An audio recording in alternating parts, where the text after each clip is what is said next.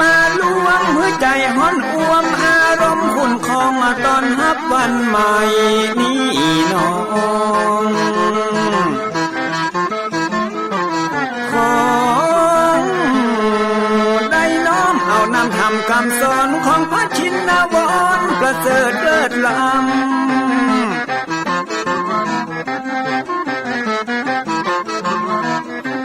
จุงจิตใจฮือออกจากธรรมบ่ฮือด่างดำโศกเศร้ามัวมองแสงแห่งธรรมะนั้นเป็นแสงทองส่องใจเรียวร้องตึงวันคำเจ้า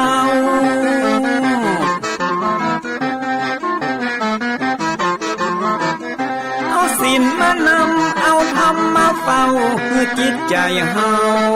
จุงเย็นฝ่าฟันทุกเห็นต่อไปไปหน้า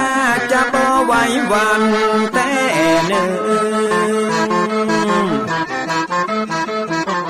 เจิญพี่น้องมาฟังรายการธรรมะเบิกบานตอน6 โมงเจ้า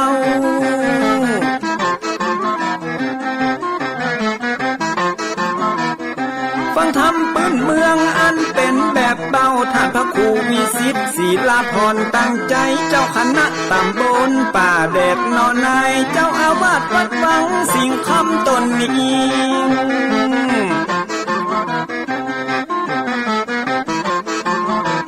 อนุรักษ์ของเก่าล้านนาก่อนกี่คือลูกหลานเฮาตี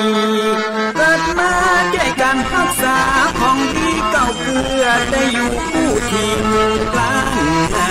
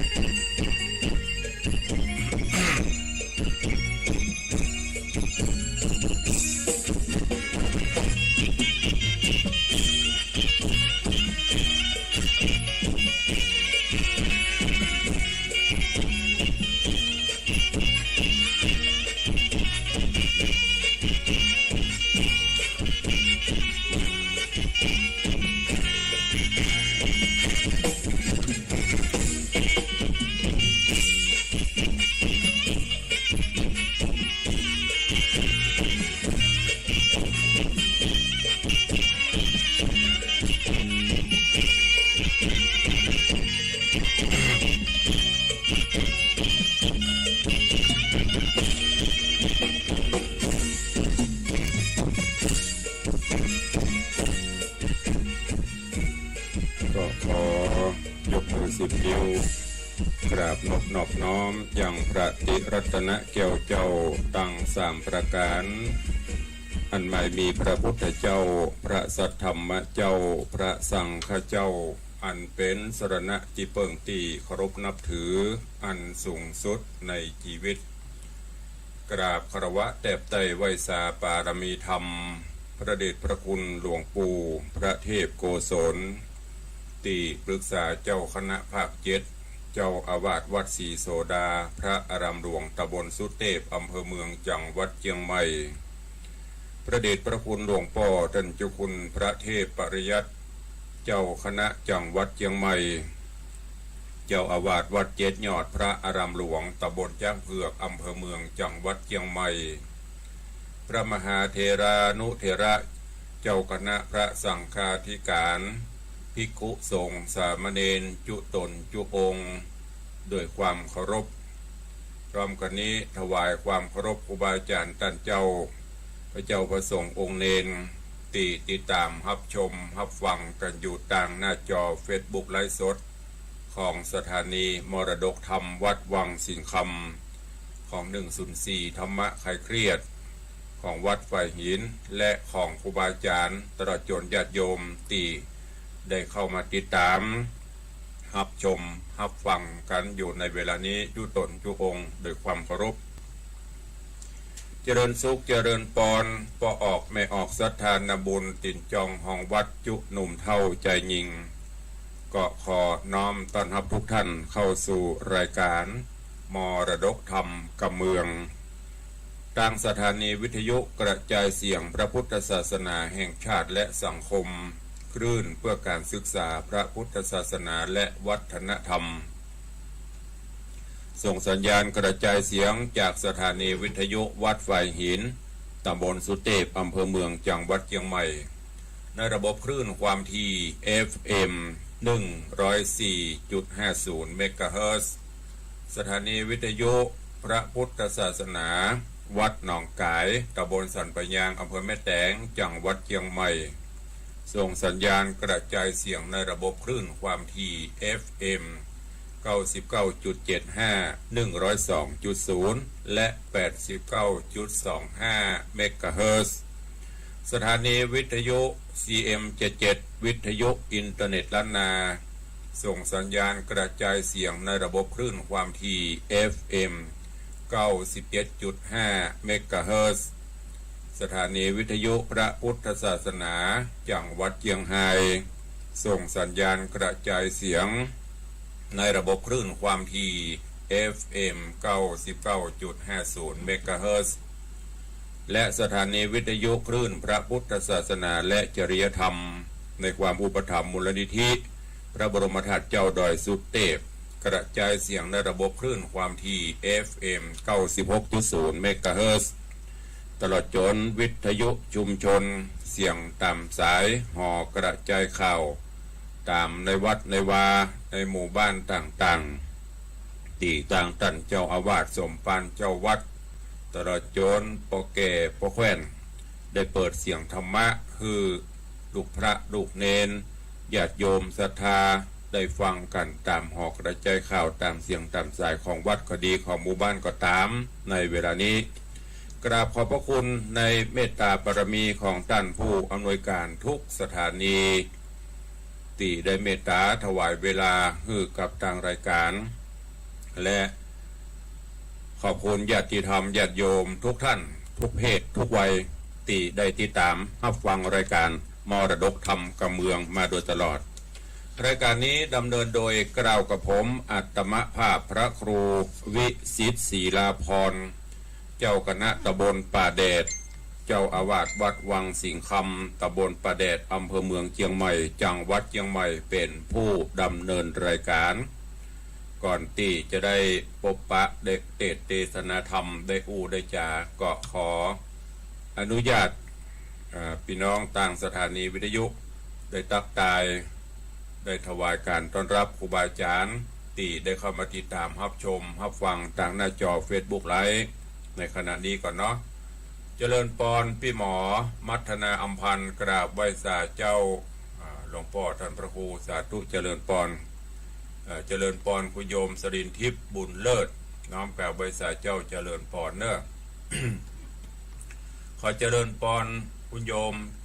สนจันทร์สอนคำเจริญปอนพี่นานจรันปิยจันทร์หรือว่าพี่นันล่าบ้านดอยซิวเนอะเจริญปอนคุณโยมจ้างซอยุทธนาห่างดงเจริญปอนโยมแม่จันดีวิสุทธินันท์กราบนมัสการท่านพระครูสาธุเจ้าเจริญปอนแม่เนอะ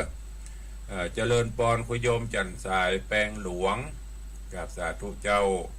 เจริญปอนโยมแม่เลี้ยงทัดพิชาสุสิงห์คำวันนี้ได้ส่งภาพสติกเกอร์ประนมมือสวัสดียามเจ้าสาธุเจริญปอนเจริญปอนคุณโยมทองคำที่วงคำเนอน้อมกราบไหว้สาเจ้า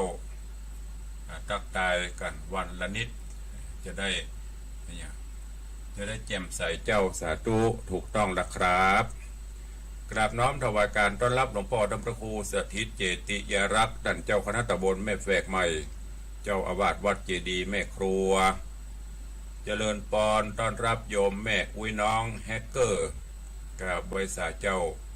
เจริญปอนต้อนรับโยมปเลี้ยงธนวัฒน์สุสิงห์คำกราบไหว้สากราบไหว้สายำเจ้าดีใจจะได้ฟังน้ำฟังธรรมสาธุเนอปเลี้ยงเนอบุญรักษาแล้วอยู่ดีมีสุขตัวเองแล้วก็เจริญปอนโยมแม่ครูเหรียญทองจันทีกำลังเข้ามาติดตามแล้วก็ปิดท้ายโยมสุรัตน์เสาคำหรือว่าโยมตู่กราบไหว้สาครับผมสาธุเจริญปอนทุกท่านเนอะส่วนท่านที่กำลังเข้ามาเดี๋ยวใต้รายการก็ตักตายกันแถมคำวันนี้อากาศยามเจ้าครึมเย็นสบายอากาศสดชื่นแจ่มใสวันนี้ก็ขอให้เป็นวันแห่งความสุขของทุกท่านเนอะดำเนินกิจการธุรกิจใดๆก็ขอให้สำเร็จผลสมมโนในไฟอ้างเดินตังไปแห่งหนตะบนใดก็ขอให้เกลียวกราดปลอดภัยคุณพระรัตนตรัยปกปักรักษาหากแม้นอยู่กับบ้านกับจองก็ขอให้มีความสุขกายสุขใจเหมือนกันจุตนจุองจุผู้จุคนเนอเข้าสู่หัวใจของรายการโดยการฟังน้ำฟังธรรมกันอย่างก่อนเนาะเรายังอยู่ในเรื่องของสุวรรณหอยสัง ที่ได้นำมาเทศนาให้ครูบาอาจารย์ญาติโยมได้ฟังกันในผูกทวนที่5ตอนที่2จบลงไปวันนี้ก็จะขึ้นสู่ผูก5ตอนที่3แล้วก็ผูก6ผูก7ผูก8 ขอขอบคุณโยมปเลี้ยงธนวัฒน์แม่เลี้ยงทัดพิชาสุสิงคำเด้อที่ได้ปูจาการเทศการทำถวายปัจจัยปูจาการทำกันนี้อุทิศบุญกุศลให้ปิตามันดาปู่ย่าตายายครูบาอาจารย์พี่หอพี่เฮือนอันใหม่มีปออุ้ยมอนสิงคำแม่อุ้ยสุใจแก้วอันเป็นปิตามันดาเป็นต้นตลอดจนปู่ย่าตายายวงศาคณะญาติแห่งตนตัวขอสมดังคำมักคำผาธนาที่ได้ปูจากันเทศกันทำวันนี้แล้วก็ญาติโยมเนอะที่ได้ให้ได้หอมโอ้อันนี้ปูจาเสียงตุลุงเนอะปูจากันเทศกันทำเนอะคน10 บาท20 บาทก็สุดแล้วแต่บางท่านก็ใส่กระปุกเต้นจะตั้งกระปุกออมสินจ่อมไป5 บาทผ่องบาทผ่อง2 บาทผ่องกูเจ้ากูรายการกูวันพอได้ดิเต็มมาเปิดกระโบะอมตานปูจากันทำมีหลายท่านหลายคนอาทิพ่อเท่าพงแม่เท่าบัวเงินบุญชัยนี่เพิ่นจะจ่อมกันทำหลายท่านหลายคนเนอะอนุโมทนาบุญกับทุกท่านตัวสุวรรณหอยสังในตอนที่แล้วลำดามาถึงยังตอนตีโพธิสัตว์เจ้าเงาะป่าได้ถอดรูปเงาะแล้วก็หั่นรูปร่างไปในสว่างสวัยไร้มนทินถ้าเป็นปัจจัยบรรเทาพระตถโรในแบบหล่อสุดยอดมีผิวพรรณวรรณะหมดจดสดใสของโพธิสัตว์เจ้าฮันนิสัมปโตเปิ้นไปก่อนที่จะหนีแม่ยักษ์มาลงไปจมบ่อเงินบ่อทองตัวนี่เหลืองอารามงามตึงนอกงามตึงในเมื่อไปตอบปัญหาองค์อมรินทร์พระอินทร์เจ้าฟ้าที่เปิ้นถาม2 ข้ออะไรเล่าที่มืดในทั่วปัตตภีแล้วก็อย่างแจ้งใส่ไวยะไปทั่วทุกหนทุกแห่งคำตอบก็คือสิ่งที่มืดตันผิงมืด8 ด้านมืด25 ด้านมืด108 ด้านอันนั้นก็คืออวิชชาคือความที่หลงมัวเมาลุ่มหลงในกิเลสตัณหากรรมบ้านเฮาโง่หัวบ่ขึ้นก็เพราะอวิชชามันครอบงำอยู่ความบ่หูหรือความหูแต่ว่ายังยึดหลงเอาอยู่ปล่อยให้กิเลสความโลภความโกรธความหลงครอบงำบ่สร้างสรรค์ในสิ่งที่ดีมีความอิจฉาตาฮ้อนเหมือนดังกับเต้าสามนเปิ้นมาพอได้ลูกใจเงาะป่าด่างเปิ้นบางงามแต่จิตใจเปิ้นสูงส่งแต่ว่าพอเปิ้นพอกลับไปนอกบ่ได้พอไปไหนก็เลยเกิดความโมหะลุ่มหลงหรือว่ามีความโกรธะความโกรธหาทางที่จะกลั่นแกล้งกำจัดเปิ้นอันนี้เป็นต้นส่วนอย่างเล่าที่สว่างสวัยไปตัวโลกานั่นก็คือพญาปัญญาหรือดาบสลีกันใจท่านทั้งหลายหลวงพ่อทำทุกเรื่องก็จะมอบดาบสลีกันใจคือกับพระเอกในเรื่องนี้ด้วยถ้าแปลก็คือปัญญาของเปิ้นเฉียบแหลมแก้ปัญหาได้ทุกสถานการณ์มีอันอย่างมากระทบจิตใจก็สามารถที่จะแยกแยะผิดชอบชั่วดีเนี่ยประกอบปัญญาคนถ้ามีปัญญารู้รักษาตัวรอดอยู่ที่ไหนก็ปลอดภัยเมื่อตอบปัญหาได้ก็เล่นสกีสกากันบนตั้งฟ้าบนอากาศจนพออกพอใจแล้วองค์อมรินทร์พระอินทร์เจ้าฟ้าก็เสด็จปิกสวงสวรรค์ส่วนโพธิสัตว์เจ้าก็เสด็จลงมาในท่ามกลางหมู่กษัตริย์ทั้งหลายตลอดจนข้าทาสเจ้าบริพารแม้กระทั่งพี่ชายหรือเคยถึง6 คน ก็ที่แรกก็ยังเชื่อหาว่าคนอื่นยักเย็นหุบมาปลอมแต่ด้วยประจักษ์พยานตีโดนเฉือนหูดังพ่องจิกดังพ่องเฉือนตามือพ่องเฉือนติ่งใบหูพ่องจนกระทั่งประจักษ์พยานเจ้านี้พ่อพญาหูเจ้านี้ก็เกิดความโกรธให้กับลูกเขยถึง6 คนนั่นแหละหลังจากนั้นแล้วก็จะได้อภิเษกหรือว่ายกยอปอปั้นพุทธราชาพระน้องก็ราชาพิเศษยกเอาโพธิสัตว์เจ้าเงาะป่าขึ้นเป็นเจ้าฟ้าเจ้าบ้านเจ้าเมืองเจ้าแผ่นดินต่อไปเรื่องราวจักเป็นจะได้เจิญทุกท่านตั้งอกตั้งใจเนอะรับฟังพระธรรมเทศนาสุวรรณหอยสังในตอนต่อไปณโอกาสบัดนี้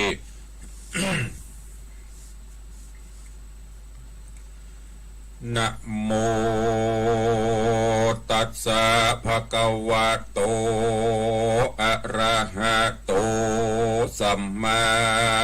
สัมพุทธัสสะสาธุโวฟังลาโสตุจนะสัพพุริสะตังลายตั้งยิงเล่นใจม้วนโมตีได้ปากันอยู่ทาดาฟังยังรัศธรรมเทศนาสุวรรณหอยสังลำดับมาแถมแล้วเนอเจ้าขอเจิญศรัทธาตั้งหลายหนุ่มเท่าจูงตั้งจิตใจเราทอมทานและดาฟัง ต่อไปไปนานี้เลดนามหาสัตโตปิส่วนวาสุวรรณหอยสังเจ้าเมื่อได้เป็นเก้าแก่ประจา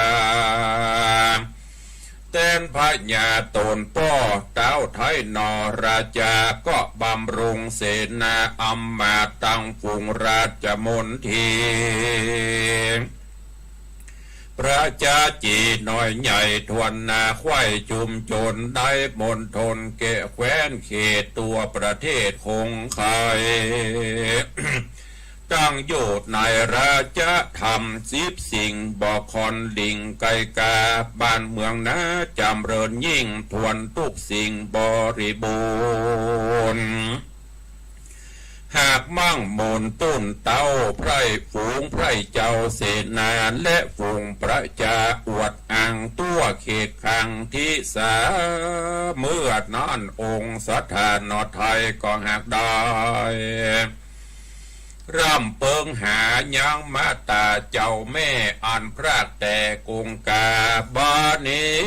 นาบ่หูองค์บุญจูแม่เจ้า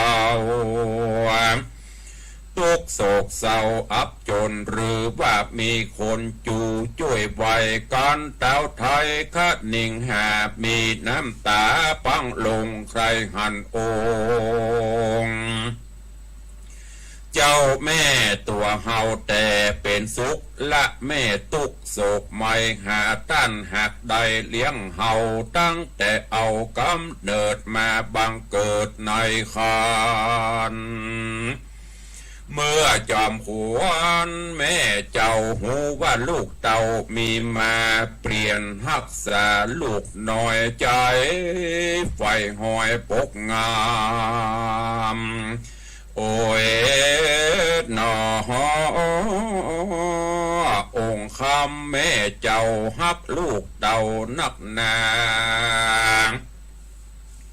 ตัวเฮาลาสะบวยราดกันว่าขาดมาตาก็จักหาสุขบดได้เตียงโศกไม่ตายไป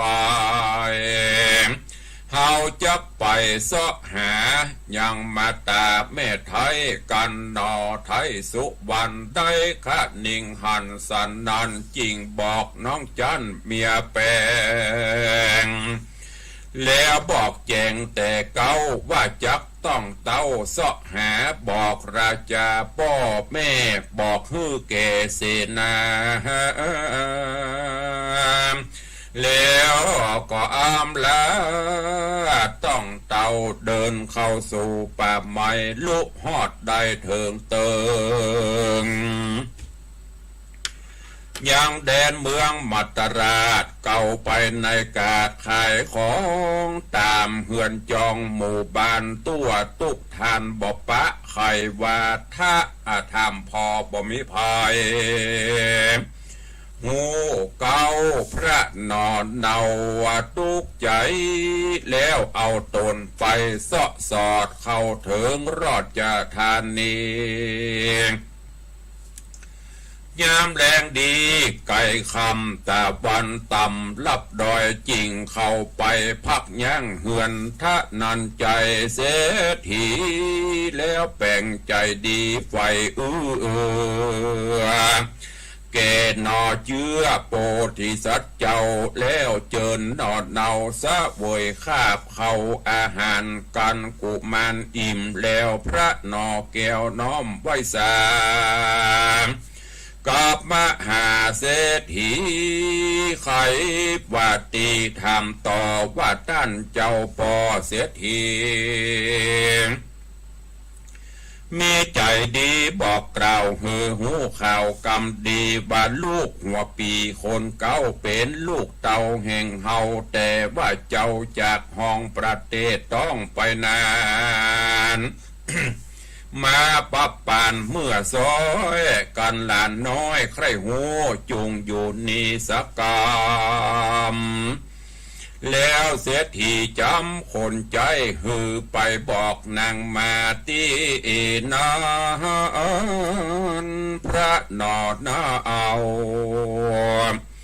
สุวรรณถามจอมขวัญนางไทยนางจริงได้เล่าเก่าจากบ้านเก่าเมืองมากะว่าได้กาพรากลูกเต่าตลาบเขามาเถิงมาฮอดเติงเถิงเมืองมัตตราชได้อยู่ข้าวาดเสียทีนอมนุนีฟังกำใจห้อนเผานอมุนีฟังกำกล่าวใจห้อนเผาไฟโลโหนหูว่าตนจริงหูว่าตนเป็นตนว่าเป็นแม่ปัดพรากแต่กงกา เวทนาลาให้ย่อมือไว้มาตาแล้วใครจะกล่าวว่าข้าแต่มาตาแม่เจ้าข้านี้เล่าเกิดสุวรรณะหวยสังเกิดจากยังต้องแม่บัดนี้แลนั่งอยู่สองนาผู้มาตานี่แหละนาเมื่อนานนางจันตาเตวีปีติมีเต็มตนโสกาบนถูกต้องให้ล่ำร้องเวทนาหอบปูตานอดเนาแล้วแม่เจ้าก็มาใครจะหาว่าโอ้ยลูกหลานเจ้าแม่วิบากแต่ได้จากเมื่อนั้นนะสุวรรณาก็มาสวมกอดองค์ยอดซอยมาตามีน้ำตาหยวาไหลหลังสะอื่นกังกัดอกใจคอตกสะดุงใจแตกฟุ้งตันพิงลวดลืมคิงสยบเต้าตอนหน้าเต้าถ้านันใจบอดตวงไว้นอนนิ่งเสียที่ยิ่งตกใจฟังลูกไปเอาน้ำไว้ยิ่งลำนำนาแล้วก็เอามาหดหล่อยังสองนอเจ้าองค์คำ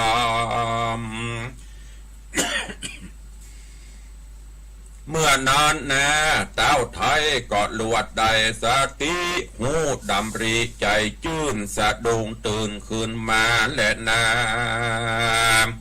เมื่อสองเจ้าฟื้นขึ้นมาแล้วพระนอแก้วองค์คำไว้จอมธรรมแม่เจ้าเล่าเรื่องเก่าเป็นมา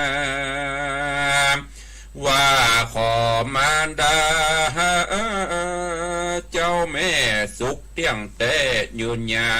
ว120 ขวบเขาแล้วไม่ได้เขาหาเสียทีจะกำดีจื่นจอยว่าข้าน้อยไว้สา ขอมาตากับป้อไทยเอาเมื่อไว้ปูจา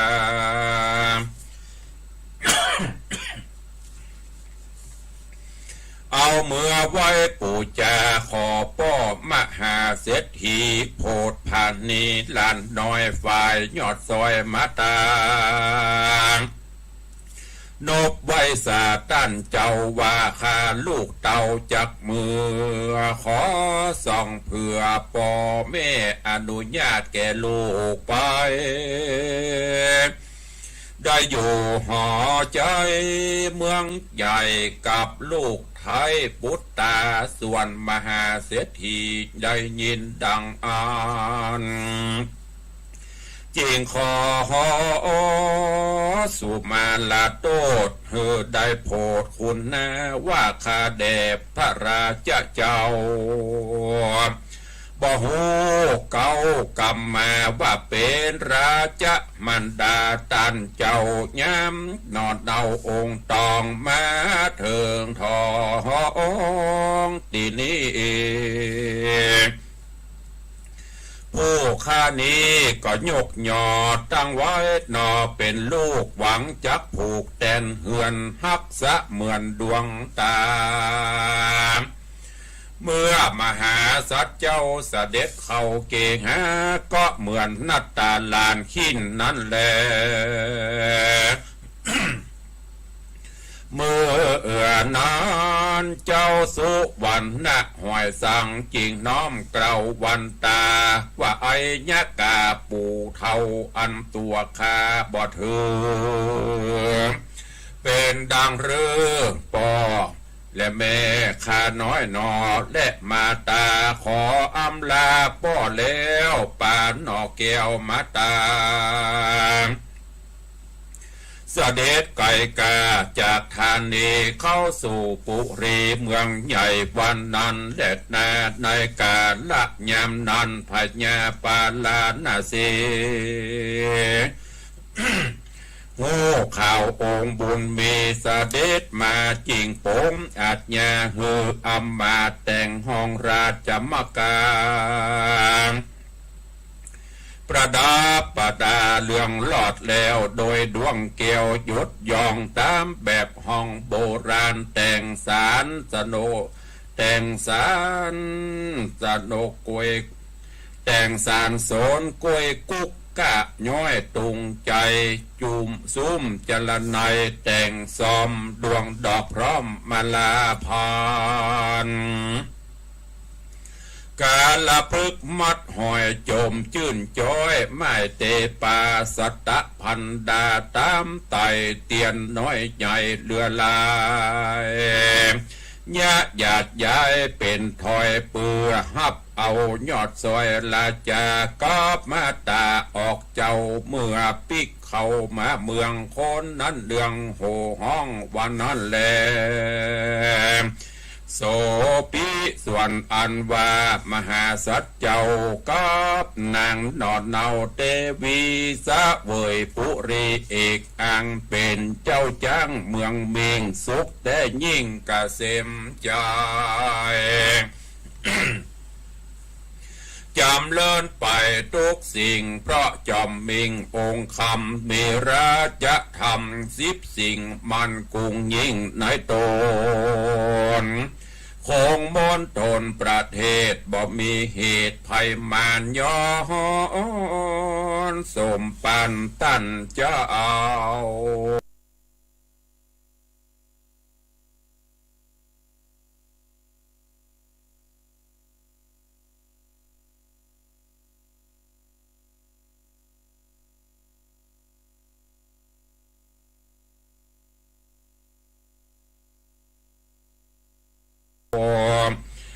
านศีลเจียงคาน58มีไว้ขออย่าใด ศีลเจียงคานมีไว้ขออย่าใดกระทำปาปะธรรมอันหยาบอย่าคำราปราอาวีการเตะควีเจ้าหมู่ฮือได้อยู่กับศีลฮือได้กินกับธรรมอย่าโลภอำของตานอย่ากึดอันตังพิษจุงมีจิตใจซื่อจุงอดก้อยกะตำยังบุญญกรรมอย่าขาดอย่าประมาทกรรมสอนแห่งปวรเต้าโอไทยโตนต้านไทยสังกะหะฝูงราชเสนากับตังอัมบาตปัจจานาราชตังมวลตามสมควรแก่เหตุทะลงเกียรติลือไปตัวคงในเขตห้องประเทศตองอาณาเป็นที่ปิญญาไฟห้อยปูงในยะน้อยคนเมืองเสียงลืดเนืองสะต้านไปนอกบ้านเมืองไกลหูกันไปตัวลาคงลุ่มฟ้าจุมปูก็มีวันนั้นแหละนาตามาถังปากาเซนโตสัทธาอาหาสัทธาอันว่าสัพปัญโยตนเป็นครูแก่โลกจะไขอาโภคบาลีบทหลังมีไปแจงพระจริงแสงเทศนาว่าภิกขเวทโดราภิกขุตังหลายตนทะรงสินใสสารดเจือเงาโคตรอรหันตากถานี้จักจากล่าวประวัติกล่าวไปหลังเถิงยังเมืองพรหมตัตตนครแต่ก่อนนั้นอันเคยประวรยิ่งโยดบัดนี้โสดมองขีจริงได้มีอำมาตย์ผู้ฉลาดทัดทองผู้ยังกองเมืองบานตัวตุกทันตั้งมวลมาคานิ่งหวนคืนหลังว่าเฮานี้เมื่อก่อนกี่เดิมมามีโสภาผ่องแผ่วใสดังแก้วมณีบัดนี้มีอาเปตฮ้อนหายเหตุลายอ่อน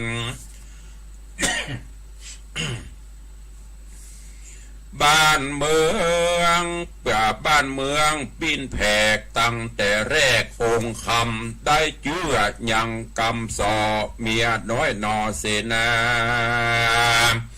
ไปไว้สาสนสอกว่าเจ้าน้อยนอสน้อยนอหอยสั่งกูมันเป็นสัตว์การเลยออกมาจากขอขับพาสัตตาริชานาเจือจาดกวนคาขาดจีวังเขามัดขังผูกไว้กับเปใส่ปล่อยเสียกงกาเตน้ำใหญ่เพื่อเหือได้บำวายกำโดดหมายแต่นั่นมานักราจิงหิวหอดตุกธมอดเข็นใจการอ้ำมาดกะกึดได้ดังอันจริงสอดดันไปในว่าจักเป็นฟ้ามัวดำจักวายวำวอดเสียงดังขี้เมียงเกิดกับเล็กก็จะกัดเล็กหือหินปุดขาดหินเสียไป อุปมามีสันใดอุปไม่ดังเมืองแห่งบุญเรืองเป็นเจ้ากวนเฮาบอกเก้างูนเตี้ยงเต่าจักเก้ไข่ตานบ่เฮมันจะจวดจริงได้ลวดไปไว้จอมทันจุประการว่าพุทธาและแม่บ่ถึงแก่ความตาย บัดนี้นายเมืองใหญ่คงเขตไตปาราณสีเฮากวนดีเจิญมายังพุทธาลูกเต่ากับแม่เจ้ามาเมืองเหตุบุญเรื่องเจ้าป้อบ่มีหนอพุทธาอันจับมาแต่นเจ้าธรรมบัดดาเล่าเมตนามตุกถิ่นกำนาเตก่อนบอกมีน้ำเล่าก็หากเป่าดอมได้จ้างไปสานตัวประเสริฐเป็นจ้างเลิศฮัตทีตัวดอมดีปลอดล้วนลักษณะทวนจุประการเป็นจ้างสานตัวใหญ่ปอยว่าไปบ่มีอีงามจางนอนนะบ่อาจจักความขาดค่าศึกข้ามน้ำเลิกบ่มีดังเหือยังเหือดีขัวกายจักข้ามไว้ยากนักหนาเป็นดังพระราชาเจ้าบ่มีลูกเต่าแตนเมืองว่าการบุญเรื่องเจ้าป้อเสียงบุญตอดลาไปจักมีจักบ่มีภัยแต่แอนโองคนต่างปวงคงบานจักไปการสัตถูฝูงหมู่ตูไพรราชจักวินาศจิบหายกวนบุญภายป้อเจ้าไปเจิญลูกเต่ามาเมืองแตนบุญเรื่องตนป้อสะเวยสืบต่อปุรีก็จักสมฤทธีไฟอ่างบ่ยาจะแลนาเนติตาขีญาสังวันนาวิเศษจาห้องเหตุสุวรรณหวยสังนิตานะยังไปแจงใครหูผ่องแผ่วหมดสายก็อ่อยติดตามฟังไปผูกหน้าว่าสุวรรณหวยสังจักเป็นดังรือเล่าจาพวกนี้นาขอปุ่งวางไว้เต้าอีเต้านี้ก่อนแลนะก็บังโกมโสมพระเอศเดช ก็จบไปแถมหนึ่งผูกหนึ่งตอนในเรื่องของสุวรรณหอยสังนิยายธรรมที่มีสาระข้อคิดเรื่องราวที่เฮาเจ้าข้าฟังแล้วสามารถที่จะน้อมนำไปใช้ในการดำเนินชีวิตประจำวันซึ่งในตอนนี้หลังจากเรื่องราวข่าวสารอันหายได้สงบจะยบลงโพธิสัตว์เจ้าก็ได้เป็นเจ้าบ้านเจ้าเมืองปกครองบ้านปกครองเมืองแต่นตันเต้าสามนปกครองไพร่ฟ้าประชาราษฎร์โดยการมีทศพิธราชธรรมบ้านเมืองก็เกิดความสงบสุขร่มเย็นประชาราษฎร์เป็นสุขค้าขายซื้อง่ายขายคล่องบ้านจองห้องหอก็อุดมสมบูรณ์เป็นที่เจริญหูเจริญตาค้าขายก็ม่วนงานกันเมื่อโพธิสัตว์เจ้าได้พบสุขได้รับความสุขจะนี้ก็มาเกิดเถิงลำเปิงหาว่าโอ้แม่เฮาจะเป็นจะใดไปอยู่ที่ไหนตั้งใดจ้าได้รับความทุกขเวทนาจะได้พ่องหลังจากที่ป่อเปิ้นเอาใส่แปรไหลล่องน้ำมาแปรแตกปัดแยกจากกันไปคนละที่คนละต่างเฮาได้มาเป็นเจ้าบ้านเจ้าเมืองจะนี้ส่วนแม่เหรอจะเป็นตายหายดีจะได้จะมีชีวิตอยู่กาจะได้กาก็เสาะแสวงหาสืบหาว่าแม่อยู่ที่ไหนจะได้จนกระทั่งฮู้ว่าแม่อยู่กับพ่อเศรษฐีมาฮู้จะนี้ก็เลยมาถามข่าวพ่อเศรษฐีบอกฮู้ว่าแม่เป็นไผที่ไหนก็ได้เกิดนำว่าโอ้มีแม่ยิงคนหนึ่งปัดปลามาข้าบาทก็ข้าเจ้าก็เอามาเลี้ยง สืบไปทำมาพบมาปากันโอ้เป็นว่าเป็นลูกของเฮาเป็นแม่เป็นลูกกันถึงสองก็ให้สอกันแล้วก็ฟื้นเรื่องราวกับอันบะเก่าบะเดิมมาจนกระทั่งให้ต่อกันสยบเต่าสลบไปพอเสียทีก็ตกขป่าก็เอาน้ำมาฮดมารอจนปิกฟื้นขึ้นมาถึงสองก็สอบถามเรื่องราวว่าเป็นไปจะได้มาจะได้แม่จันตาก็บอกลูกว่าหลังจากปัดจากลูกมาเป็นจะได้ตังโปธิสัตว์เจ้าหอยสังก็บอกแม่ว่าโอ้เป็นจะนี้จะนี้ถึงสองก็พอได้สติฟื้นตื่นขึ้นมาก็ขอโปธิสัตว์เจ้าก็ขออนุญาตพ่อเสียทีขอนำเอาแม่ไปอยู่ในบ้านในเมืองติวตัวเพื่อจะได้ดูแลอุปถัมภ์อุปถากมาตาปิตุอุปถัมภ์อุปถากพ่อแม่ให้ได้รับความสุขตึงกายตึงใจพ่อเสียทีก็พอหูว่าโอ้เปิ่นเป็นใหญ่เป็นสูงเป็นผู้มียศถาบรรดาศักดิ์กลัวเป็นบาปเป็นกรรมกลัวได้รับโทษทันก็ขอสุมาการวะกับมเหสีจันตาตลอดจนโพธิสัตว์เจ้าหลังจากนั้นแล้วก็ล่ำลากันเพื่อจะปิกบ้านปิกเข้าบ้านเข้าจองย้อนกล่าวไปถึงบ้านเก่าเมืองเดิมแหมตอนนี้บ้านเก่าเมืองเดิมกับมัวมองเศร้าหมองเพราะว่าป่อพญาพรหมทัตไปเจือกรรมเมียน้อยไปเจือกรรมเมียน้อย ใส่ใครใส่ความเอาเมียหลวงเอาลูกล่องเปไปตอนนี้บ้านเมืองก็เกิดความระส่ำระสายเกิดทุกข์พิกภัยเดือดร้อนก็เสนาอำมาตย์ก็มาปรึกษากันจะเนี่ยจะได้เรื่องราวนี้จะเป็นจะได้ก้อยที่ตามฟังกันในตอนต่อไปเนอะก็เรือแถม3ผูก6ผูก7ผูก8วันนี้ผูกที่5จบปริปุณนังไปโดยเวลาอันตรีก็โป่งวางไว้ก่อนเนาะเดี๋ยวเวลาใต้รายการเราจะได้พบได้ปะได้ได้จ๋าเรื่องราวข่าวสารกันต่อไปแต่ว่าตุลุงขอสู่มาเนอะแต่ว่านี้เพลียหลังจากที่ไปฉีดวัคซีนนิ้วล็อกมัน3 เข็มลวด นิ้วข้างขวา2 เข็มข้างซ้าย1 เข็มปรากฏว่าผลข้างเคียงมันเป็นอยู่ในเป็นไข้ลับฉันเจ้าเสร็จก็เป็นง่วงเป็นเงาเนี่ยการยังก็บอกให้ลุกกลางคืนก็รับดีนะหัวเสือบากรนี่จะรับหยิบรับหยอบไปฉีดวัคซีน3 เข็มรับวันนี้ก็เช่นเดียวกัน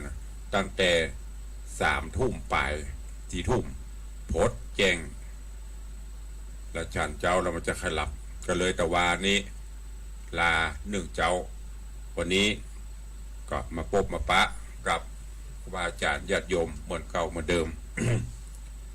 ฤทธิ์มันถ้ายังหมดก็ยังสลืออยู่แต่ก็จำเป็นต้องทนเพราะงานใหญ่ยังรอไปทั้งหน้าอยู่จะมานอนบ่ได้ต้องฉันยกสัญญาไปถ้ามันบะเพลียบะสุดๆแต่ก็มาพบมาปะกับญาติโยมศรัทธาเหมือนเดิมเด้อก่อนที่จะได้ไปตักไปตายไปอู้ไปจ่าตั้งแจ้งข่าวสารแล้วตั้งหน้าใหม่ก็เจริญปอนโยมแม่ละอองแก้วชุ่มใจเนอะโยมแม่ละอองแก้วชุ่มใจ7 ยอดขอบคุณเนอะโยมแม่ที่ได้ร่วมถวายสังฆทาน1 ชุด500 บาทอุทิศกุศลให้โยมป่อประสงค์ชุ่มใจสามีกาพูดถึงแก่กรรมไปอนุโมทนาบุญตัวเนอะกับโยมแม่ละอองแก้วชุ่มใจตัวพร้อมลูกหลานตันเตาตัวเจริญปอนโยมแม่นวลศิริหินเขียวห้ามลืมเนอะงานนะถ้ามาได้ถึง3 วันก็ดีมาช่วยกันเก็บดอกมาช่วยเป็นเจ้าหน้าที่ตัวแล้วก็คุณโยมพิมพ์บุญใหญ่โยมพลอยบุญใหญ่2 พี่น้องรัตนอุบาสิกาลูกศิษย์ลูกหากราบนมัสการเจ้าข้าสาธุเจริญปอนเนอ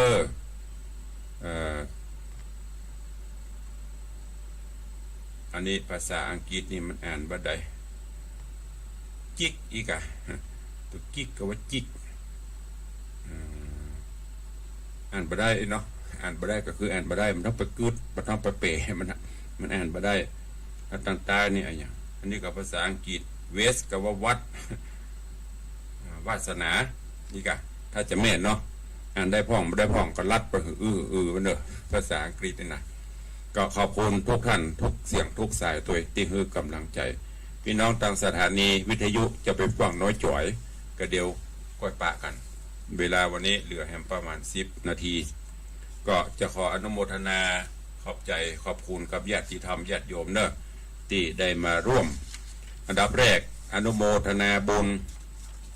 เจ้ามูลราชธาเนอะที่ได้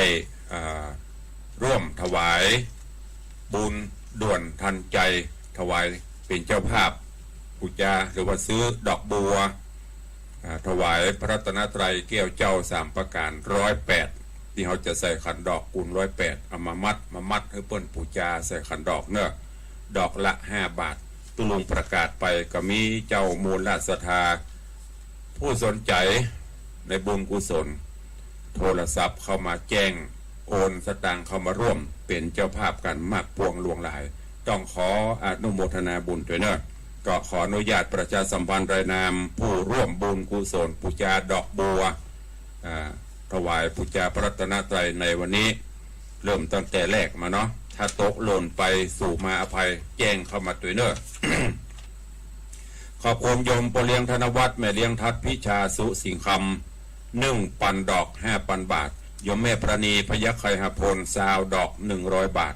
แม่มุกแก้วอ้ายซาวดอก100 บาทโยมจามจุรีสิทธิซาวดอก100 บาทแม่อำพรประมวลการพร้อมลูกหลาน54 ดอก270 บาทโยมคณาพรปอกคำนาชากาแฟซาวดอก100 บาทพ่อเท่าพงบุญชัย69 ดอก345 บาทแม่เท่าบัวเงินบุญชัย69 ดอก345 บาทโยมพรตรีบุญชัย39 ดอก195 บาทโยมแสงสาบุญชัย39 ดอก195 บาทเด็กชายแสงเมืองบุญชัย9 ดอก45 บาทแต่เพิ่นรวมมานักกว่านี้เนอะแต่ว่าเพิ่นรวมอันนี้ตามจำนวนที่เพิ่นรับแต่เพิ่นจ่ายสตางค์มานักกว่านั้น แต่ว่าเอามาทานเขาเรียบร้อยพร้อมกับสังฆทานก็เดี๋ยวอันนี้เฉพาะดอกบัวกันเนอะเพราะทุกเจ้าต้องตุลงแยกบัญชีดอกบัวปอดอกบัวสังฆทานปอสังฆทานห้องน้ำกับปอห้องน้ำแยกกันไปเป็นส่วนมิได้เอามามั่วกันเนอะก็ดีว่าของหอมต้านจะประกาศตัวเองนะแต่ละบัญชีเนอะเข้าใจตามนี้ แม่เจ้าเรือนช่างขาย19 ดอก95 บาท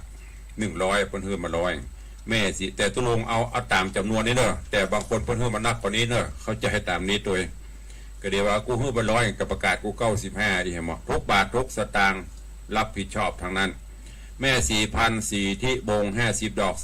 250แม่สุพรรณอิมังซาวดอก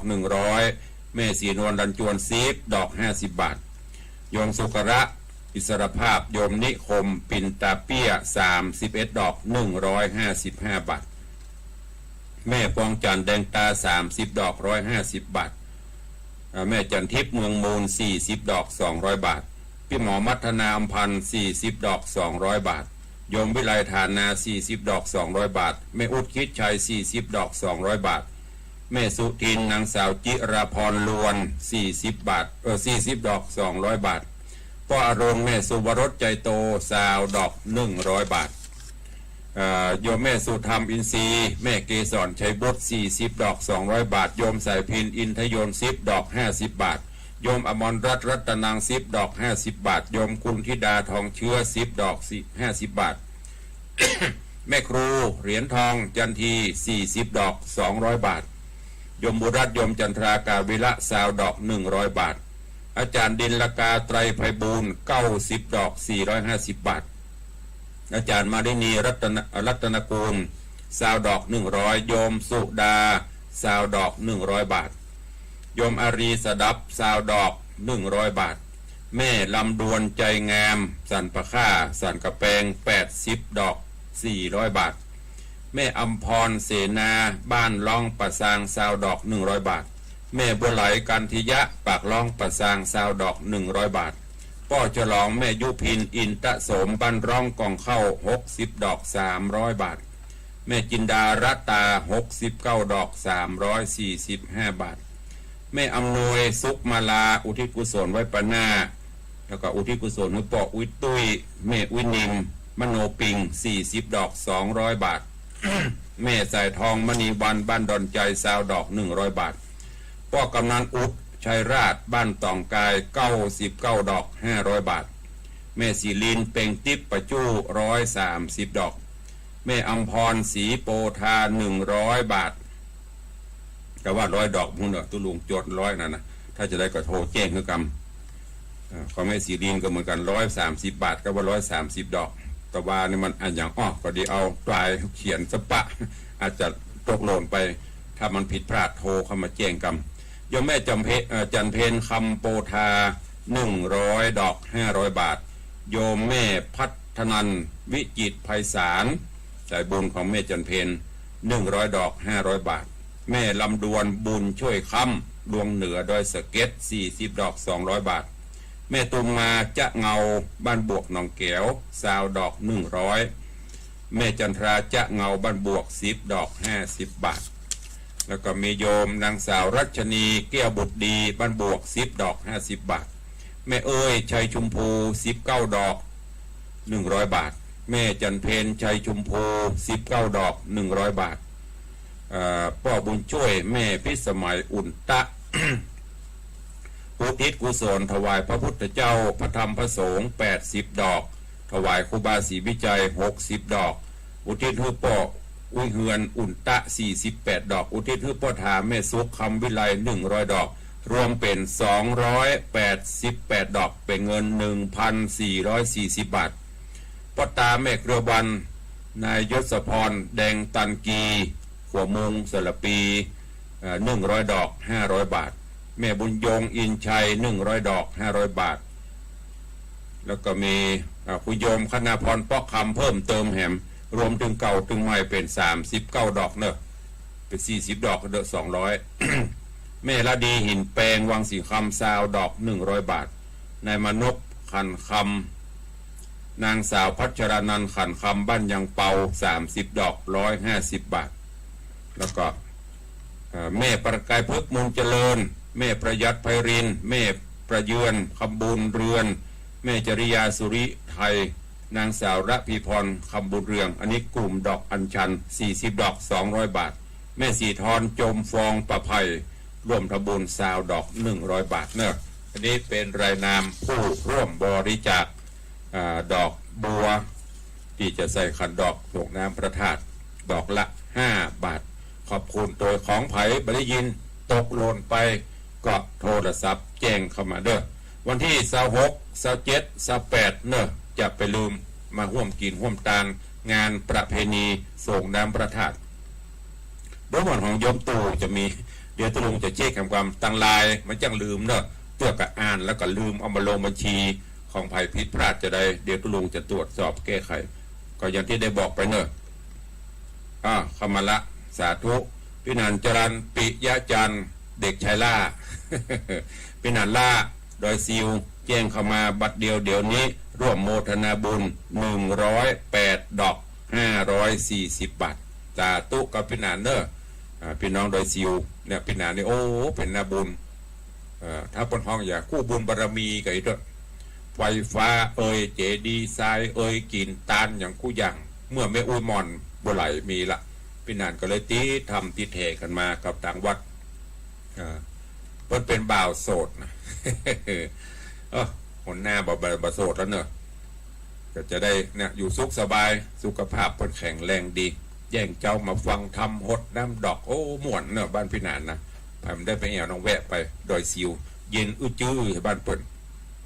ขอบคุณเนอะกับพี่นันจรันปิยะจันทร์แจ้งเข้ามาทางหน้าเฟซตอนนี้ รวมทบูร108 ดอก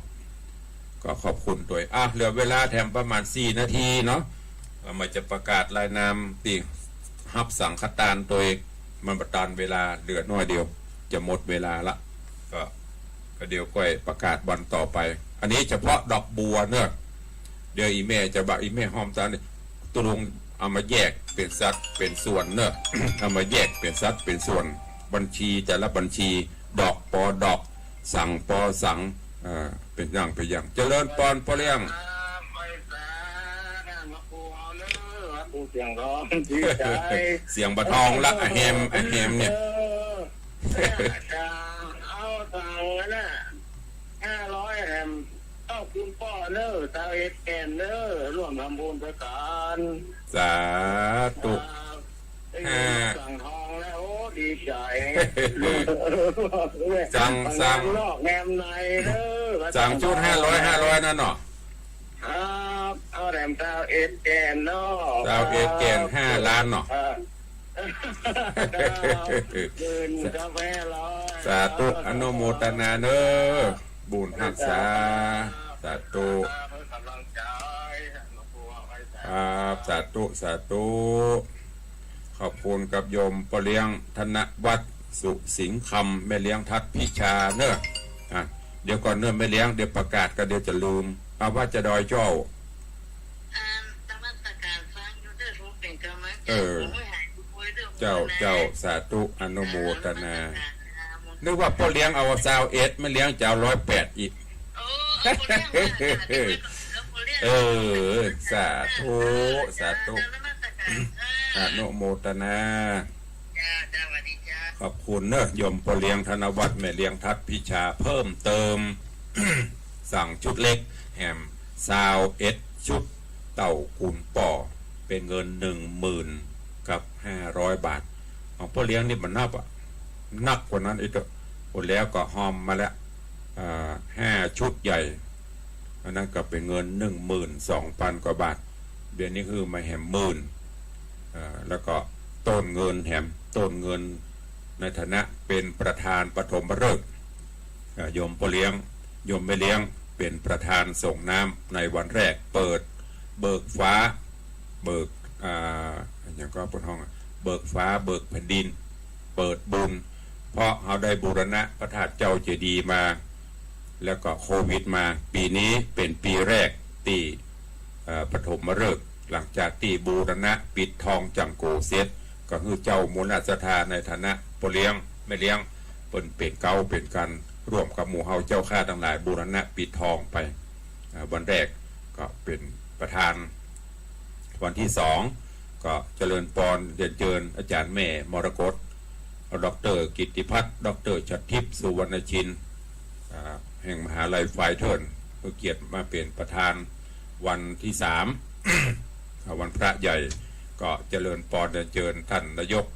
พิชัยเลิศพงศ์อดิศรนายกองค์การบริหารส่วนจังหวัดเชียงใหม่พร้อมคณะสจ.คณะผู้บริหารจะให้เกียรติมาเป็นประธานร่วมกับหมู่เฮาเจ้าข้าทุกทั่วสารทิศเนอะ26 27 28อย่าลืมปบปะกินใหญ่ตันหลวงกันตีในวังเนอะมีดนตรีแห่พื้นเมืองต้น3 คืนเนอะคณะเทพประสิทธิ์ต้นเฮือดศิลป์ไผ่ค่อยเต้นกับเต้น เหมือนยามเปิ้ลใส่ขันดอกยินแต่ขีนโอ้พอเปิ้ลใส่ขันดอกแล้วเปิ้ลมาเต้นกันแน่เวทีแห่เป็นดิม่วน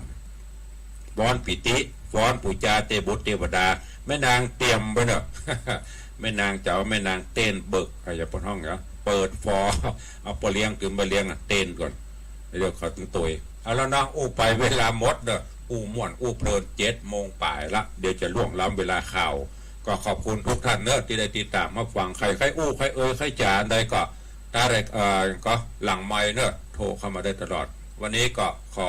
นำรายการจากครูบาอาจารย์ท่านเจ้าสถานบุญไปก่อนเนาะปะกันใหม่วันต่อไป